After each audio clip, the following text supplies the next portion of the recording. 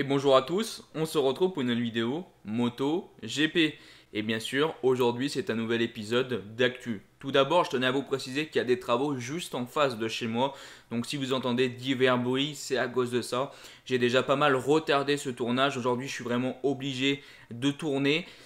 Donc hélas, voilà, si vous entendez quelques bruits, je suis désolé, je fais au mieux clairement pour que vous ne les entendiez pas. Mais voilà, si vous entendez quelque chose, c'est à cause de ça et je m'en excuse bien sûr. Bon, un nouvel épisode d'actu qui va quand même rester assez conséquent. On a pas mal de news. On va parler de Ducati, de Yamaha, de Fabio Quartararo. On va faire même sur Yamaha un petit sujet qui aurait pu être utilisé dans une vidéo toute seule en général. Mais je me suis dit, tiens, ça ferait quand même intéressant comme gros sujet, si je peux dire ça comme ça, pour cet épisode d'actu. Et comme d'habitude, on va suivre notre petit fil rouge en vous donnant une petite news sur Marc Marquez. Donc bref, j'espère que cet épisode d'actu va vous plaire. Comme d'habitude, s'il vous plaît ou va vous plaire un petit like, blablabla. On arrête de parler, on passe à cette vidéo. Allez. Et commençons donc notre épisode d'actu par notre fil rouge, Marc Marquez.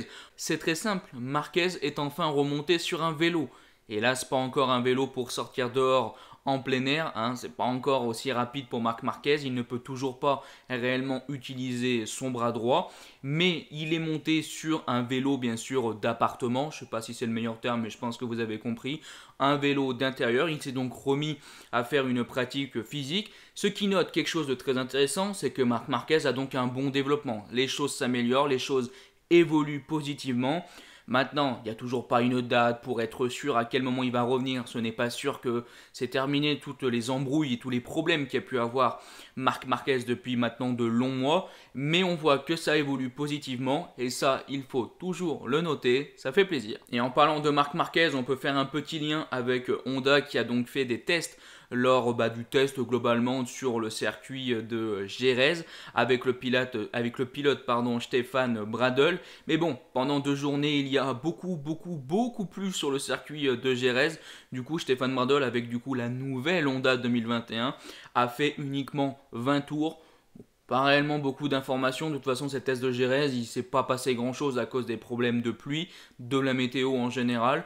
Mais bon, je tenais quand même à vous le notifier et à vous en parler. Dans un précédent épisode d'actu, je vous parlais que KTM avait re-signé jusqu'en 2026. Et bien maintenant, c'est un autre constructeur qui suit la news de KTM d'il y a quelques jours. C'est bien sûr Ducati qui re-signe aussi jusqu'en 2026.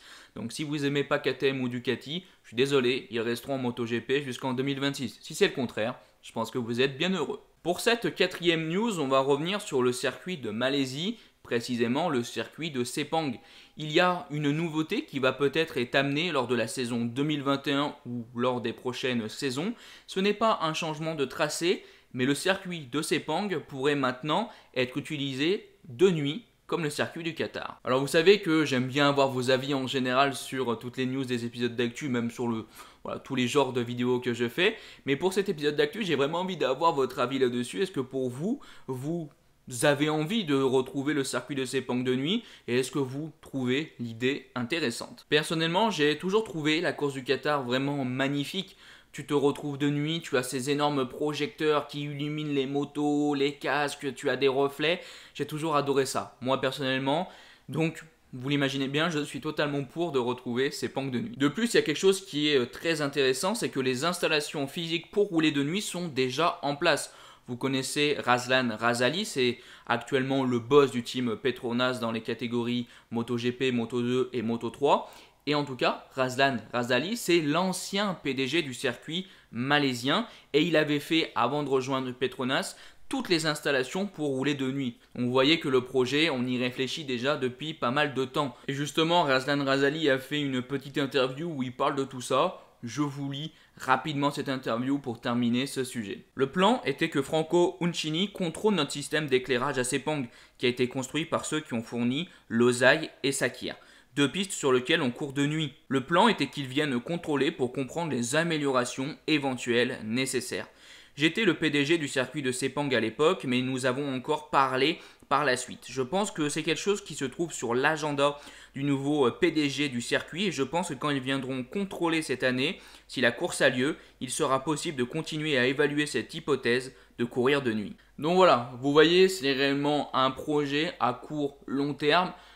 Mais en tout cas, dans les prochaines saisons, peut-être même en 2021, on a peut-être des chances de retrouver ce circuit de Sepang de nuit.